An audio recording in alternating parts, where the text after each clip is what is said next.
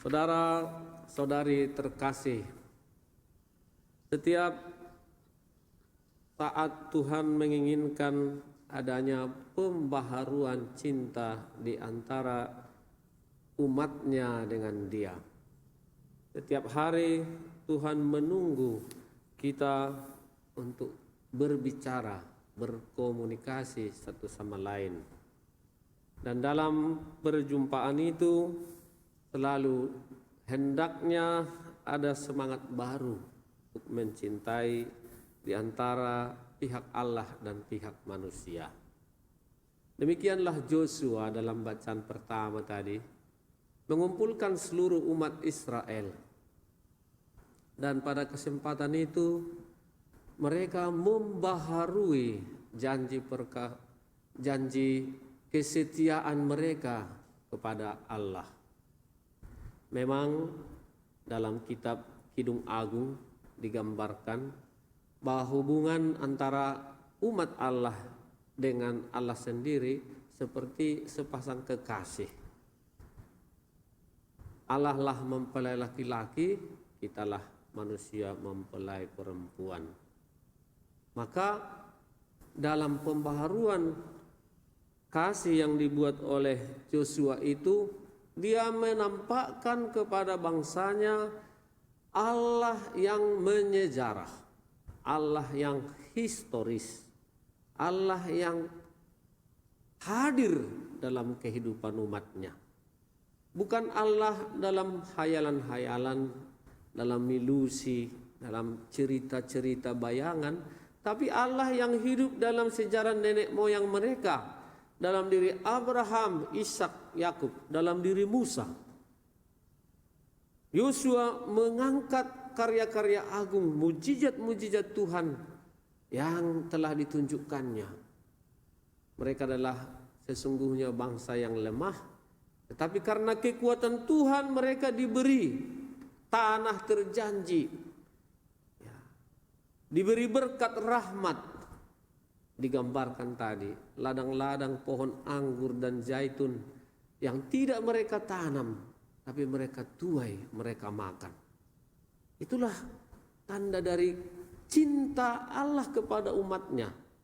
Sekali dia mencintai, dia terus mencintai. Dan itu ditegaskan oleh Yesus dalam bacaan Injil hari ini, bahwa sesungguhnya cinta di antara kita manusia, khususnya hubungan suami istri, haruslah tetap dipertahankan untuk menunjukkan juga gambaran cinta Allah kepada manusia yang tidak pernah bisa selesai dan tidak pernah putus. Kepada orang-orang berdosa sekalipun Allah tetap mencintai, karena itu adalah gambaran dari wajah dan citra wajah Allah. Dan perkawinan diangkat oleh Yesus untuk membaharui juga semangat cinta kasih di antara kita, di antara umat Israel, di antara orang Farisi sendiri yang tidak paham atau yang menyalahgunakan sabda Tuhan yang dituliskan dalam Taurat untuk kepentingannya.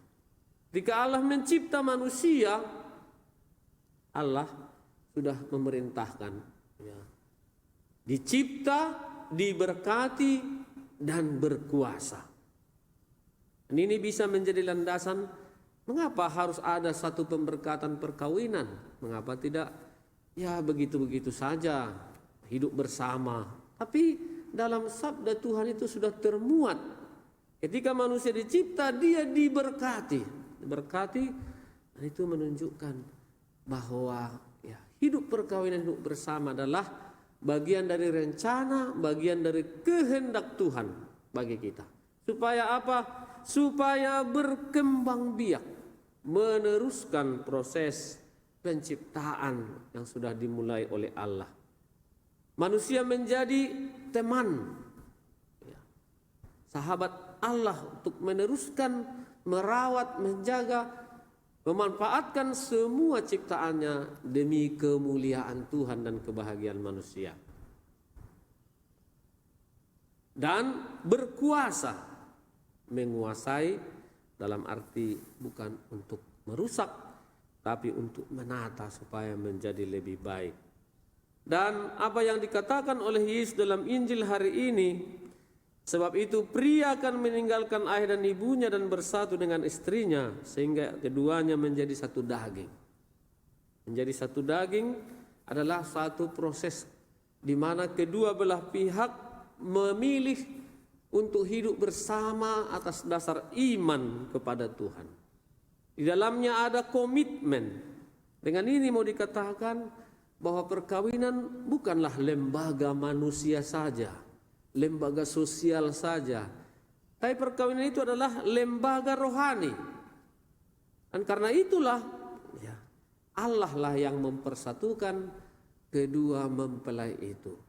Dan dalam perjalanan seterusnya, kalau mau bahwa perkawinan ini bisa bertahan, tidak sampai kepada satu perceraian, harus tetap diingat pada janji perkawinan.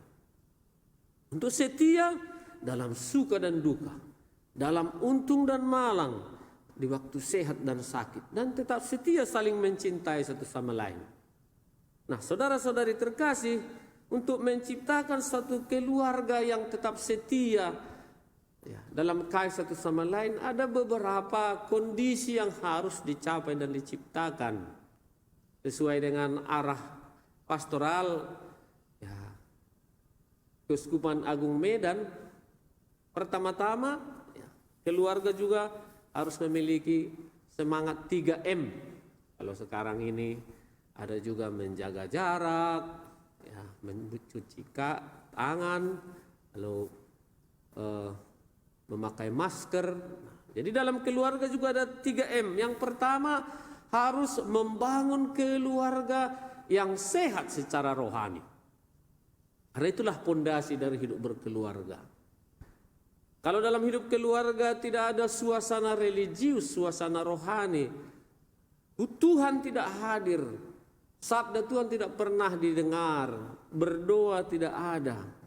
Kenapa dibayangkan ya, apa yang dikatakan oleh Yesus tadi untuk saling mengasihi setia terus-menerus tidak akan mampu bertahan keluarga ini. Lalu M yang kedua adalah membangun keluarga yang sehat lewat relasi yang baik satu sama lain. Relasi yang dipenuhi oleh komunikasi yang baik.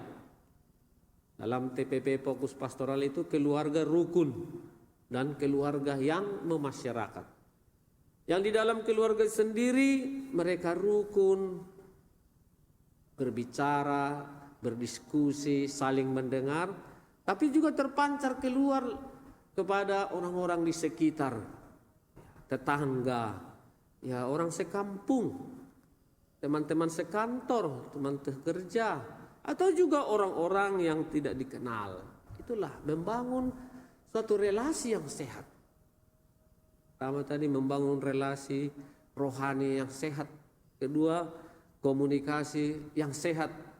Lalu yang ketiga tentu ya, membangun kehidupan ekonomi yang sehat.